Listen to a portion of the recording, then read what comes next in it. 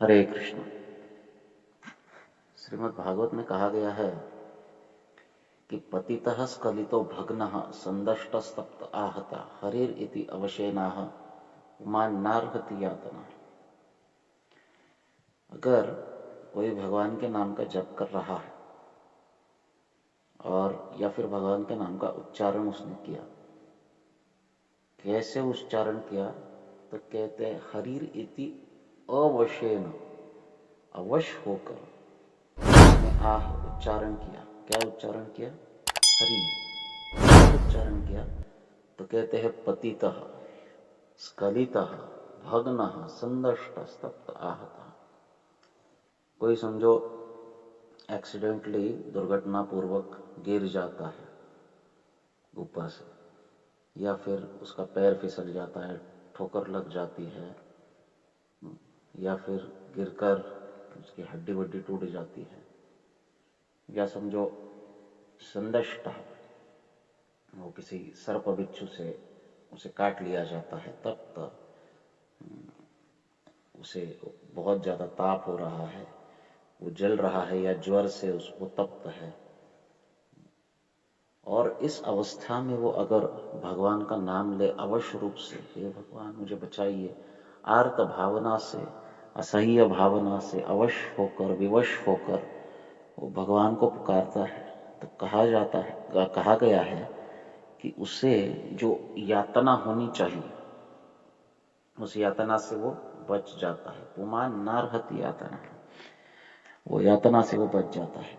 ऐसे कई केसेस है कि मुश्किल समय में केवल भगवान का नाम उच्चारण करने से भक्त उस यातना से बाहर आए हैं। और ये देखा गया है, ये प्रैक्टिकली हम एक्सपीरियंस कर सकते हैं। तो भगवान के नामों का उच्चारण ये तो संपूर्ण कल्याणकारी है ही, इससे आध्यात्मिक लाभ तो प्रचंड मिलता है, परंतु जो भौतिक दुख है वो भी बहुत आसानी से मिट जाते हैं।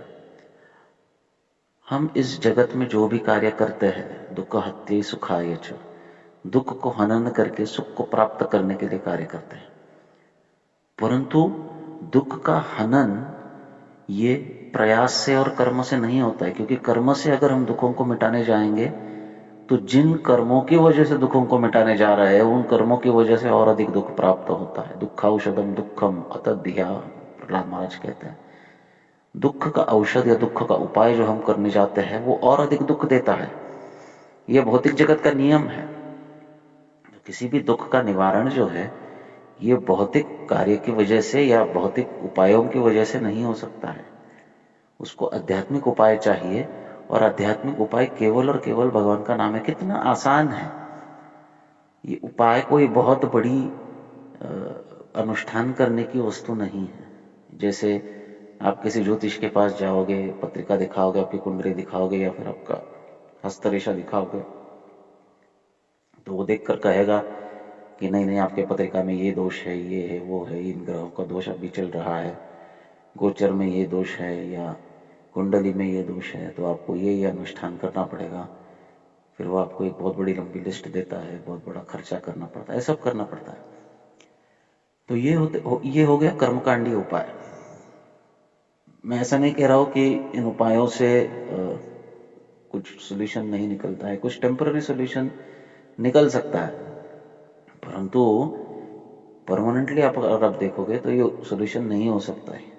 क्योंकि जैसे तैसे भी हो, ये सोल्यूशन जो है ये कर्मकांडी, और कर्म भगवद गीता का जो विषय है वो ऐसा विषय है, जैसे भगवद गीता के 5 विषय है, जीवात्मा, परमात्मा, प्रकृति, काल और कर्म।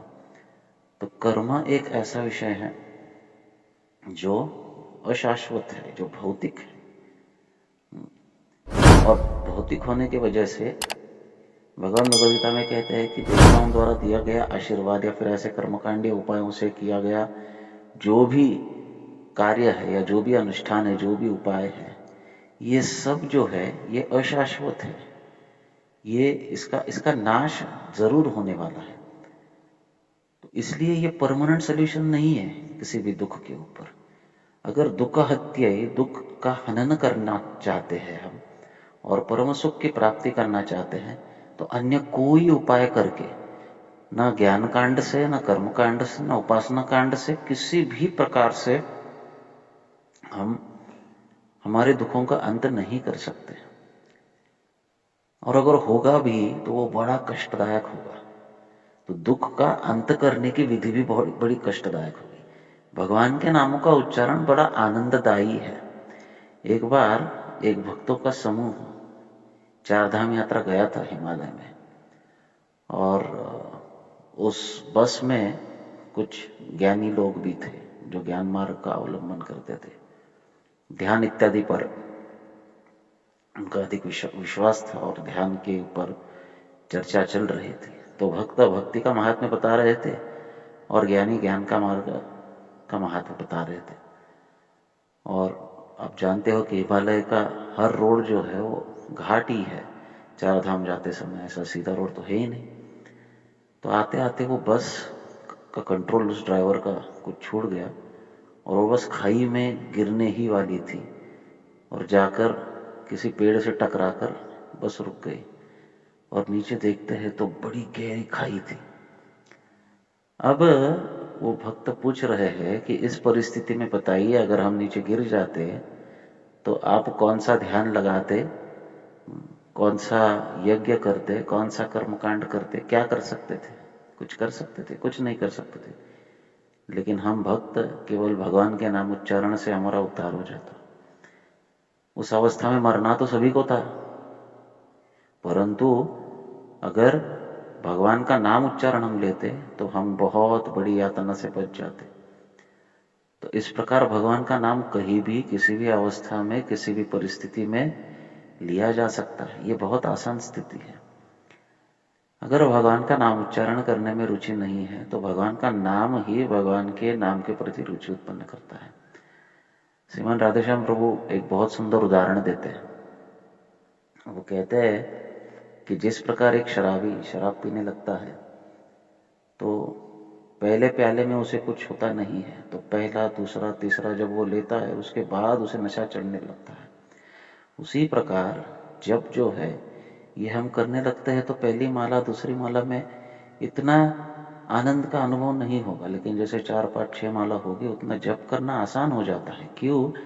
क्योंकि पहले जो 2, 4 माला हम करते हैं उससे हमारे ऊपर जो पहले दिन के या फिर जो भी समय हमने भौतिक संपर्क में बिताया है उस भौतिक प्रभाव को कम करने में ही जाता है। और फिर आगे जब हम जप करते हैं तो हमारे मन की शुद्धि होती है, तो जप करने में आनंद आता है। तो इस प्रकार संख्या पूर्वक नाम जो है ये आनंद प्रदायिनी है। धीरे धीरे धीरे धीरे इसमें रुचि बढ़ती जाती है। इसको करते रहना चाहिए, ही नाम का अभ्यास है। इस अभ्यास से क्या होगा, तो जीवन में जब भी कोई परेशानी होगी, जब भी संकट होंगे, संकट तो हर एक के जीवन में आने हैं, दुख तो हर एक के जीवन में आने हैं। चाहे वो कर्मी हो, चाहे सन्यासी हो, उसके जीवन में दुख तो आते ही। भौतिक दुखों से कोई बच नहीं सकता है। क्यों? क्योंकि ये जगत ही दुखालय है, इससे कोई नहीं बच सकता है।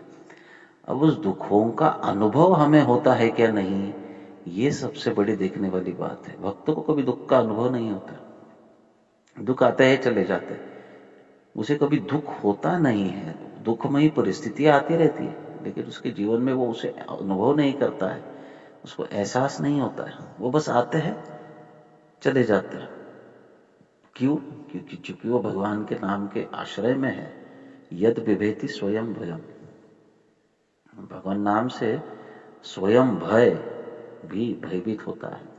तो इसलिए भगवान के नाम का उच्चारण इस सभी दुखों का हनन करने का एकमात्र उपाय है। अन्य कुछ करने की जरूरत नहीं है वास्तव में।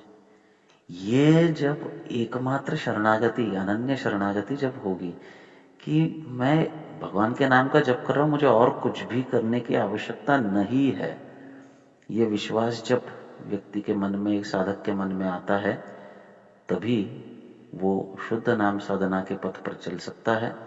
और शुद्ध नाम साधना के पथ पर चलते हुए उसे शुद्ध भक्ति की प्राप्ति होती है।